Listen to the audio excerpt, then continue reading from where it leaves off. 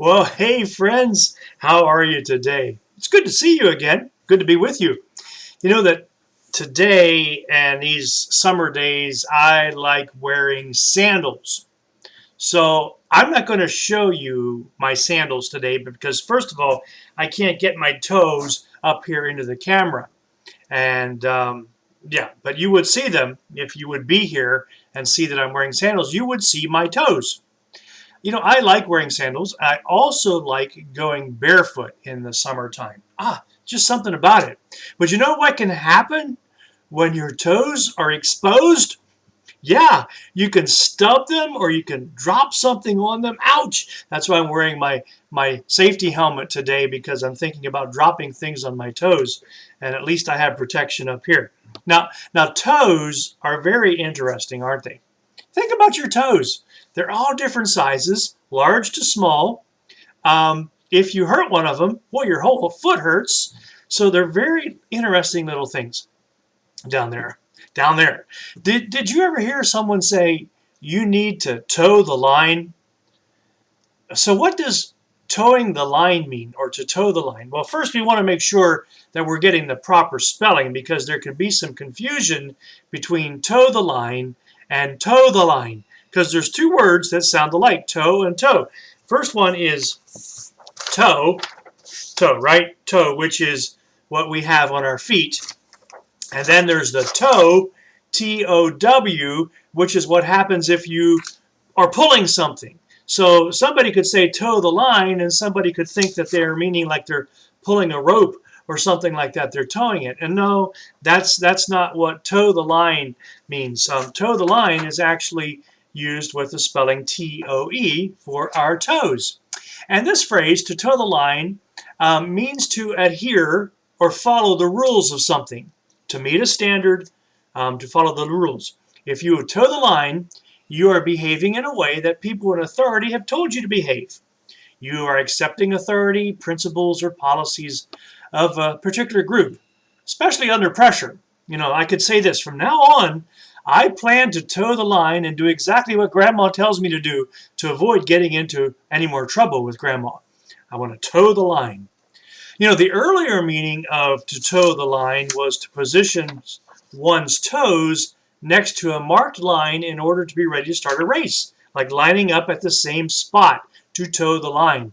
So there can be some other instances where we can think of somebody placing one's toes on a line, like at the start of a sporting event, if you're standing playing baseball, or if you're in the center line of a hockey rink.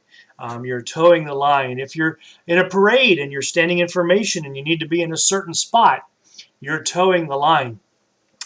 There's one explanation about this phrase that I find interesting. It's sort of debated whether it's actually true or not. But if you've ever watched on TV the British House of Commons, sometimes they carry these men or these representatives in Parliament, in the British House of Commons, and they often get into these arguments with each other. They shout at each other. And the story is that to keep members of opposing parties from attacking each other physically, they had two parallel red lines marked, 2 sword lengths apart, on the floor of the British Parliament, in the House of Commons. And members from the opposing parties were expected to stay behind those lines when their speeches were in progress. Well, that was to keep them from fighting. Now, of course, members of the British House of Commons no longer carry swords, but some say that the tradition remains, and if you visit there, you may hear the story of the lines that were marked to keep people apart, to toe the line. So we think about this happening in the British House of Commons and in Parliament, and it does remind us of, in our conversations about politics, where we hear some party leaders expecting their members to toe the line, or to toe the party line, to keep in line, to stay in order. Well, so it may be. But as followers of Jesus, we also have expectations that are placed upon us, if you say that are good for us to follow. Romans 13:1 says, all of you must obey those who rule over you. There are no authorities except the ones God has chosen. Those who now rule have been chosen by God. It is part of being a good citizen of a country or of the world to toe the line, to follow the authorities' expectations for us. Um, and that's okay to a point. We all recognize that. But as we recall in the New Testament, especially, as there was sometimes this conflict between towing the political line and following Jesus, what do we do if they are in contrast with each other? Acts 5:29, Peter and the other apostles replied, we must obey God instead of people.